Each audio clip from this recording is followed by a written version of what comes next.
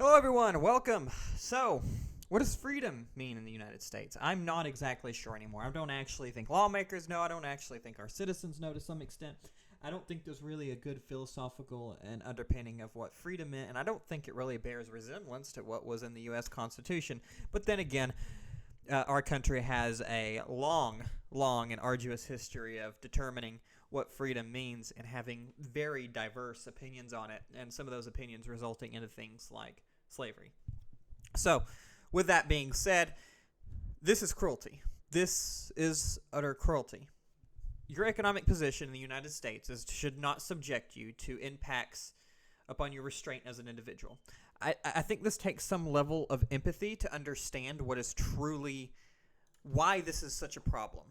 Why the restriction of an individual's liberty to live on the sidewalk, yes, I'm going to consider that a liberty, is coercive, punitive, a restriction on their will, their free will, and coerces them sometimes into enduring punishments, unfair and unreasonable punishments for being poor. One of these things is the service agencies that service people who are homeless aren't exactly the friendliest and sometimes are less preferable than living on the street. Yes, that is true, particularly for individuals who are undergoing a mental health issue or who have, and I'm going to classify mental health issue along with addiction and substance use. I think those are all in one thing. We have medical issues, people with medical issues on the street. Let's get away from individualism. Let's get away from blaming people for moral failure for being addicted to a substance. Let's get away from people of saying people have a moral failure for having schizophrenia or having some other mental illness that lands them on the street. Let's get away from the mental failure, or saying that's a moral failure from someone having a disability, from someone failing to acquire something like SSI, or someone even having SSI and failing to acquire housing, or someone having an illness or disability that allows them not to get a job. And I think that goes into a lot of assumptions and things on addiction and of that nature and mental illness. We have a huge stigma in this country. But then again, if we want to go back, poverty, being poor, and again, this issue has only gotten worse. California here is the state with the highest housing prices. I live in Tennessee, where we are managing, our own issues in terms of affordability and such. Where do you think people go who can't afford houses? Where do they go? Where do they go? You have the social service network, and you have the streets. This is hiding a problem with the economy. And in that, these rulings benefit, again, like many bureaucratic rules in the United States, they submit the poor to unearned, and I think unconstitutional, but I don't know if that's meaningful anymore, punishment, and they add maybe perhaps to freedom. We have different levels of freedom in the United States, depending on your social class, to those who own businesses, to the middle class who doesn't like the eyesore of individuals on their street when they want to go out or something like that. And of course, the middle class has voted against affordable housing, particularly in blue states as well, Democratic states. They have voted against affordable housing in their suburbs. That's the freedom, that the middle class has. They can vote to subjugate the poor. We truly have an economic problem that individualism. The idea of individualism is basically a scapegoat. We can blame the economic problems on moral failures, individual failures as a person, and we can say that it is their fault. California, on one hand, Governor Newsom is not exactly doing that per se. He's not saying that, but these policies are from that. These are policies that are in a direct result of that kind of thinking. And really, I think the governor of California is doing this here in order to protect the economy. That it's a common ground here. So again, that's that kind of difference between Democrats and Republicans. Republicans will just tell you outright that people are are failing morally, or they outright punish the poor and just say that's what they're doing. They're very open about it, while the Democrats will wrap inhumane policies, cruelty, in an umbrella of niceness and kindness and hugs and kisses, and shove it out, and let people deal with it. But in the same way, they're both serving the interest of the corporate parties, are really of middle class, higher middle class individuals. And I'm not saying that this is the middle class's fault. Of course, it is always our goal to not be poor. That should be our goal in a way. But a level of wealth does kind of enshrine, I think, some people's ego in the United States. We have a big problem with materialism and such, and that enshrines into things like this. Your right to walk on the street without having to observe someone who is not as privileged as oneself, or you're observing the plights of society. You're observing addiction. You may observe people literally dying on the streets. Now, that is someone's freedom, right? Their safety. And we always hear the thought process of my freedom doesn't end where your safety begins. Well, we don't have a universal application of that, okay? That's just, people say that when they want certain things, but then they turn around and just crap all over it when they desire something else. We don't have a uniform consistency on what freedom, liberty, happiness, and an unreasonable restraint on an individual is. Okay, so I know I've kind of gone on a little bit of a rambling tangent, but I kind of want to level the empathy here on what we are facing, in such that people without housing are facing different contingencies in their life. They're facing different environmental problems that simply moving them from eyesight does not fix. Myopia of the poor is not a solution to the poor.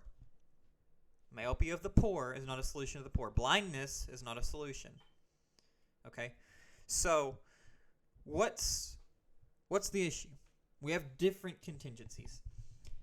My mother, for example, and you can go back in my channel, we've had a harsh experience with the three-letter agencies that's supposed to defend the poor and impoverished, and that's the Social Security Administration, SSI. Different bureaucratic rules lead to different contingencies and punishments, and some of those are unfair, and they leave people in really, really harsh conditions. So we have people who are failed by bureaucratic systems in the United States. Many of those who promise to serve the poor and really don't. I believe Department of Children's Services is one of those, Department of Human Services, Social Security Administration.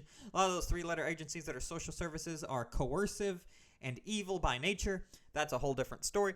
So we have people who are failed by those bureaucratic systems. We have people who are following and getting access to those bureaucratic systems. So, example of Social Security Administration, if you are an SSI, you only get $900 and something a month. And with the economic situation we are facing today, that is not nearly enough to survive. That is not enough. It's not enough. That's not enough money. End of story.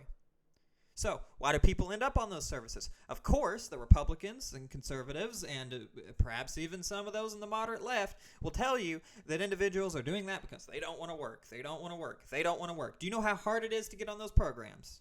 It is incredibly difficult to get on those programs.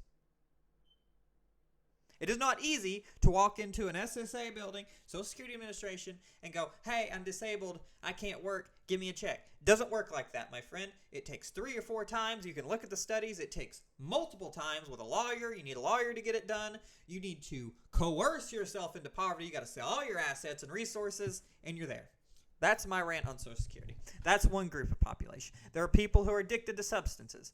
Oh, that's the individual failure. They should have never tried a substance. They should have never done those things. Well, we had the whole epidemic of the opioid crisis. We had pharmaceutical companies that pushed it. And then, those people got hooked onto opioids. Then they moved on to heroin. And then they moved on to fentanyl. That's a social issue. Okay, that's not an individual failure. And even then, people who try maybe recreational drugs of any type of sort, whether that be marijuana, that's not exactly really hard addictive drug, but let's say they don't go from an opioid prescribed by a pharmaceutical company. They go to heroin, they go try methamphetamine, they go try these other recreational drugs. Studies show intently that mental health issues, that your socioeconomic position, the contingencies of your environment, the failures of your environment, the harshness of your environment proposes you to addiction. We've already failed those people then. A harsh environment is a social failure. You're born into poverty, you're born into abuse, you're born into all of those things. That is a social failure. And guess what? Abuse, cycles of abuse, all those things linked to social issues. Child abuse. What is that linked to? What do you think it's linked to?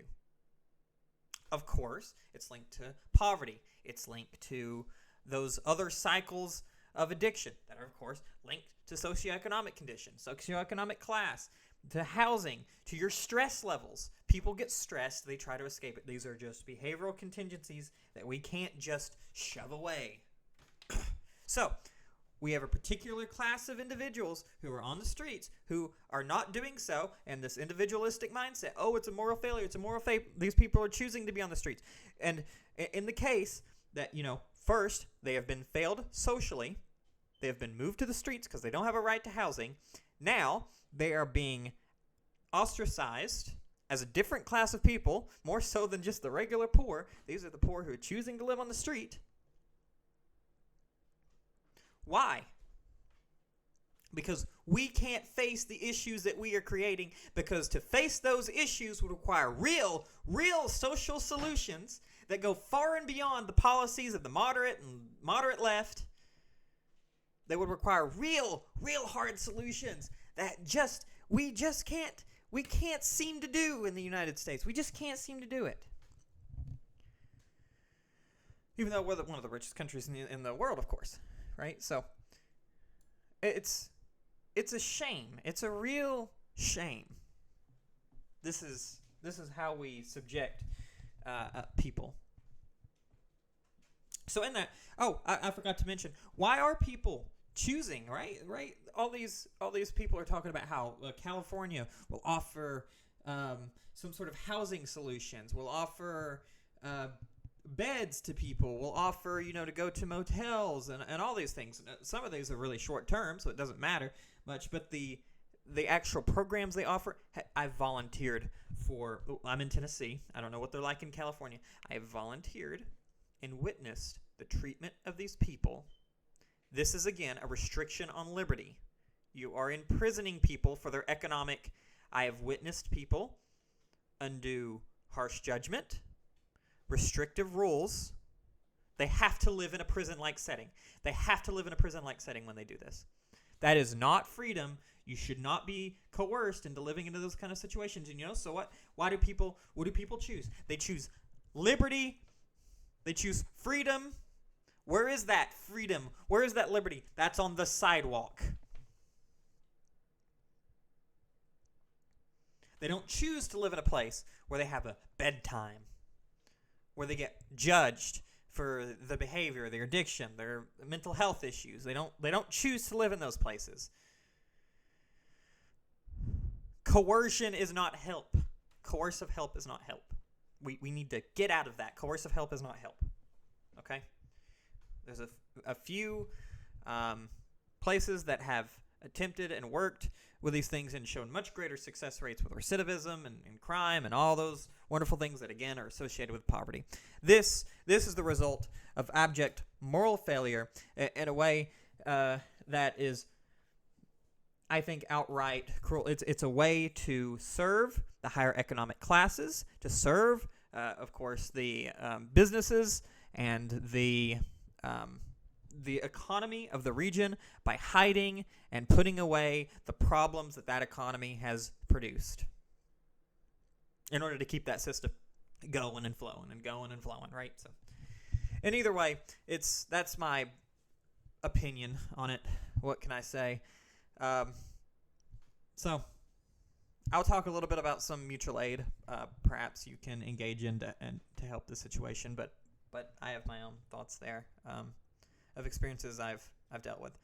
Either way, thank you for listening to my long form rant, and it sucks. It sucks being poor in the United States. That's what it does. It's awful because freedom, the pursuit of happiness, liberty, meaningless. It's meaningless. Either way, thank you for listening. Till next time.